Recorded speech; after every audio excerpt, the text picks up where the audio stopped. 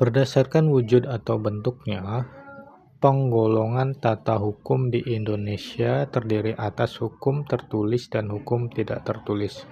Berikut adalah contoh hukum tertulis kecuali A. Hukum pidana, B. Hukum perdata, C. Hukum adat, D. Hukum dagang, E. Hukum tata usaha negara. Jawaban yang benar adalah C. Hukum adat. Mari kita bahas dengan mengetahui apa itu hukum tertulis dan tidak tertulis. Hukum tertulis adalah hukum yang dirumuskan dalam bentuk dokumen resmi seperti undang-undang, peraturan pemerintah, dan peraturan daerah.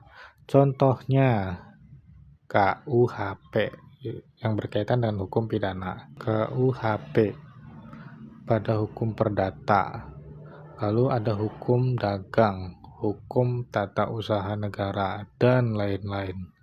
Sedangkan hukum tidak tertulis adalah hukum yang hidup di dalam masyarakat sebagai kebiasaan atau tradisi, sehingga tidak didokumentasikan secara resmi. Contohnya adalah hukum adat. Kenapa jawaban yang benar adalah C atau hukum adat?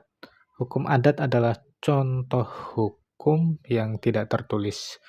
Meskipun hukum adat diakui dan dihormati, ia tidak terdokumentasi dalam bentuk undang-undang resmi, tetapi diterapkan berdasarkan kebiasaan yang berlaku di masyarakat tertentu.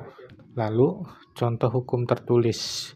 Hukum pidana atau disingkat KUHP mengatur tindakan pidana dan sanksinya. Lalu hukum perdata mengatur hubungan antar individu dalam masyarakat. Hukum dagang itu mengatur aktivitas perdagangan. Hukum tata usaha negara mengatur administrasi negara dan hubungan antar pemerintah dengan masyarakat. Alasan opsi yang lain salah pada opsi A, hukum pidana itu tertulis di Kitab Undang-Undang Hukum Pidana atau KUHP. Lalu hukum perdata juga itu tertulis di KUHP. Lalu hukum dagang juga tertulis di KUHD. Hukum tata usaha juga tertulis dalam berbagai peraturan tentang administrasi negara. Jadi jawaban yang benar adalah C, hukum adat. Karena hukum adat merupakan hukum yang tidak tertulis yang diterapkan berdasarkan kebiasaan masyarakat.